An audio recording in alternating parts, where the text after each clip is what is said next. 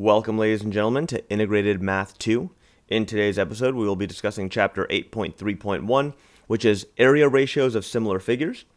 We will be, stepping back into the world of similarity. We last saw that in quarter one when we saw similar triangles and similar figures and studied scale factor and all that good stuff. Today, we're going to see how similar side ratios affect the area of those similar shapes.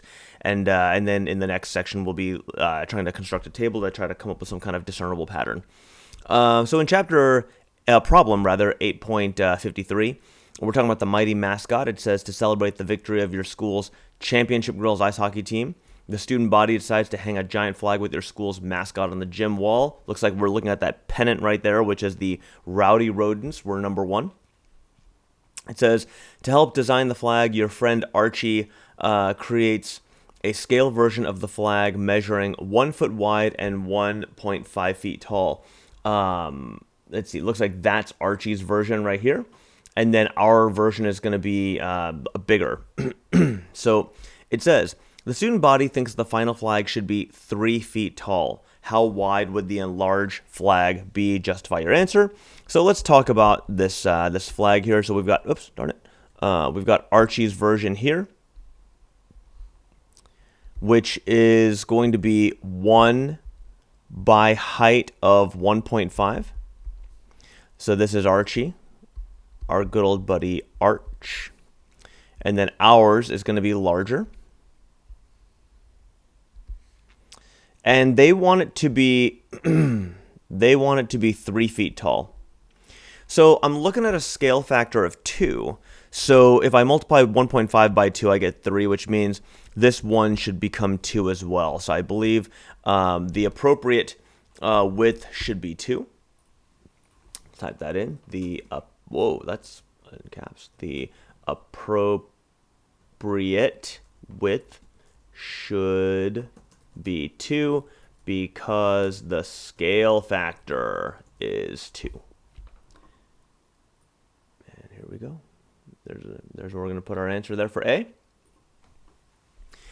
And then it says, now if Archie uses $2 worth of materials to create his scale model, how much will the materials cost for the full-size flag? Discuss with your team and explain your reasoning.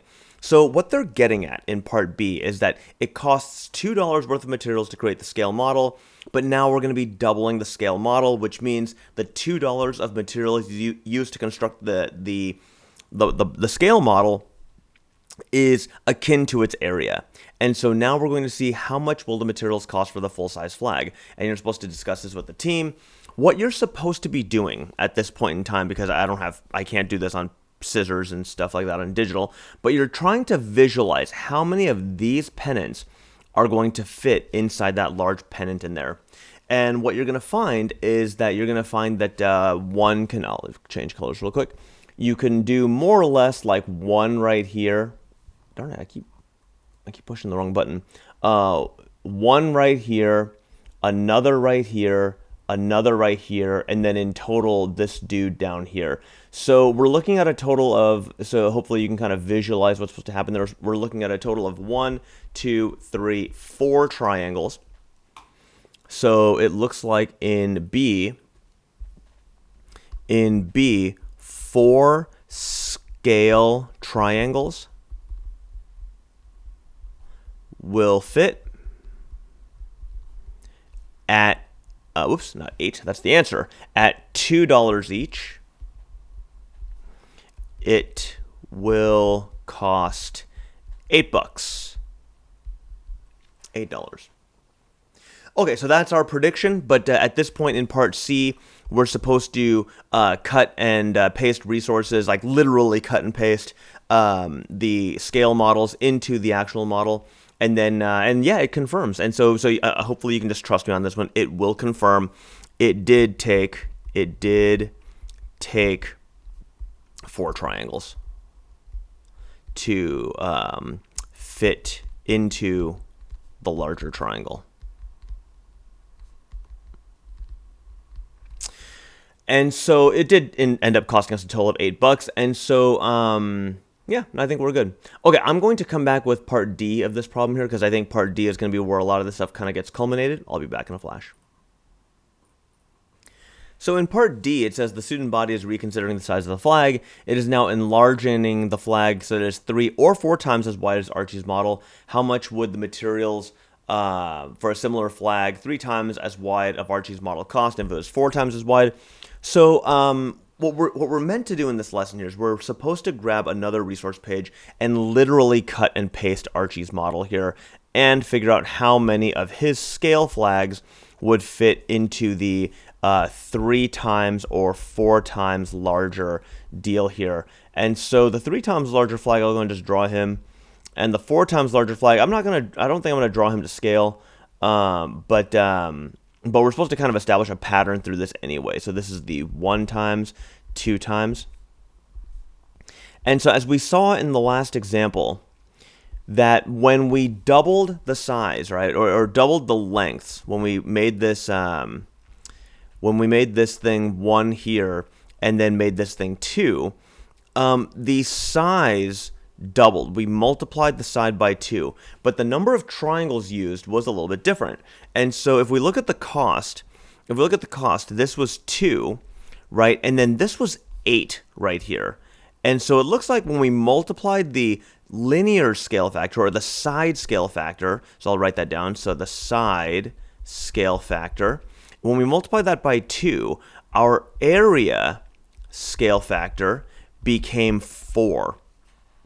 Now, I know those two things are related, but as you are supposed to be working on this, what you're going to realize is, I'll even do this in a different color here, when I link the 1 times triangle to the 3 times triangle, what you're going to find is that the side length here is 3, so the side scale factor is 3, but what you'll find is that the area scale factor is actually going to be 9.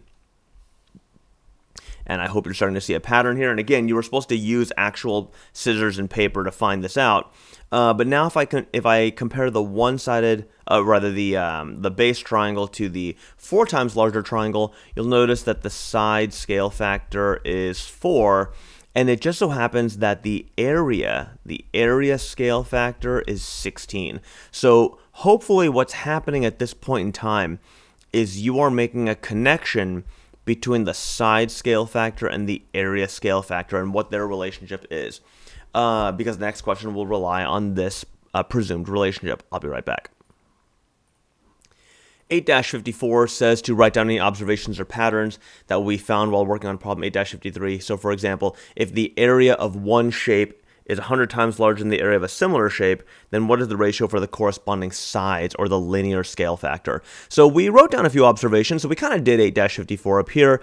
We started noticing this pattern that when the side scale factor was 2, the area scale factor was 4, side scale factor was 3, area scale factor was 9. And again, you were supposed to notice that by actually putting the triangles in here. It would have taken 9 triangles to fill this space here, 16 triangles to fill this space here.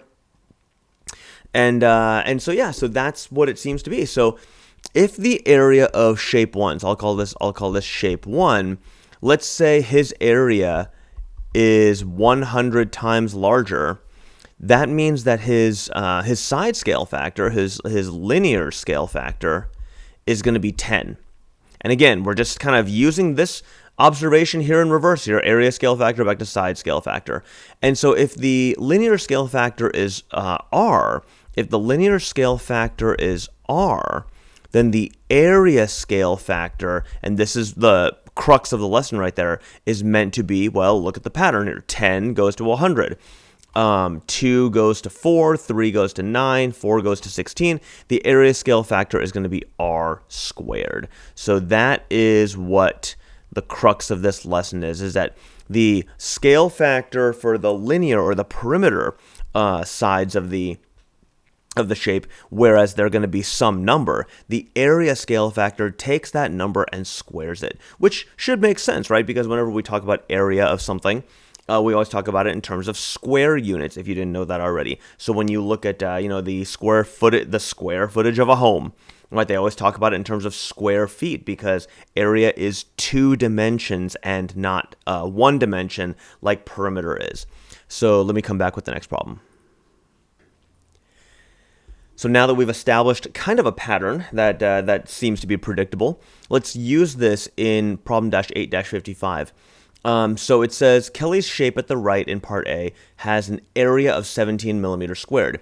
If she enlarges the scale factor with a scale factor of 5, then what will be the area of the enlargement? And Shohei got the answer. So in A, it looks like Kelly's linear scale factor is 5, right? They told us that, which means the area scale factor needs to be, go and pause if you want to try and guess what it is, but if you want to keep on moving, that number is going to be 25 because of 5 squared.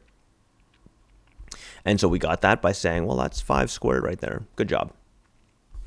In part B, it says, examine the two shapes at the right. What is the linear scale factor? And then what is the area of the smaller figure? So if we look at these two Hershey's Kisses looking things here, let's see, the linear scale factor, if I go from large back to small, my linear scale factor is 1/4. Is going to be 1/4. So, oops, I should label that. My linear scale factor is going to be 1/4. That means that my area scale factor is going to be 1/4 squared, which is 1/16. That's my area scale factor. So what is the area of the smaller figure? Well, what I'm going to do is I'm going to take the area. So I'm going to say A small is going to be equal to the area of the large figure, which is 656. I'm going to multiply them by 1/16 or divide by 16. It's the same thing. You end up getting 41 units squared for that guy. In part C, it says rectangle ABCD is divided into 9 small congruent rectangles. Is the shaded rectangle similar to ABCD? If so, what is the linear scale factor and what's the ratio of the areas? So in part C, I'll go and just draw the shaded rectangle. And of course they're similar. Whenever, I rarely see those situations when you have a nested figure inside another and they are not similar, especially at this level here. So now from here, that is our normal figure. That's our shaded figure rather. And our non-shaded figure is 3 by 3.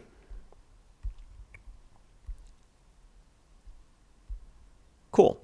So now it says, what is the linear scale factor? Well, it looks like my linear scale factor, if I wanted to move from the small piece to the large piece, I'd have to multiply everything by 3/2, right, or 1.5, which makes the area scale factor easy to find. It makes it 9/4 if we just square both top and bottom. Let's see. In part D, it says, while ordering carpet for his office, Trin was told by the salesperson that a 16 by 24 piece of carpet costs $800. Trin realizes that his measurements are wrong and that the office is 8 by 12. He says, oh no, that's a problem. So that's half the size. All right, so we have to figure out what the price is going to be. So it looks like we go from 16 by 24 down to 8 by 12. So how do we deal with this situation here? Well, because it looks like the linear scale factor is 1/2. That means that the area scale factor is going to be 1/4. So according to Trin's measurements, the 16 by 24 is going to cost $800. And they want to figure out how much the 8 by 12 is going to cost. Well, because our linear scale factor is 1/2 and our area scale factor is 1/4, that just means that what I'm going to do is I'm going to take my 800 for my new model, and I'm going to multiply it by 1/4, giving me a total of $200. Smaller space, but less money. And I think that will wrap it up for Chapter 8.3.2, so welcome to the introduction to areas of similar figures. I'll be back in the next episode. Please feel free to leave comments or questions in the comments area, and I will see you next time.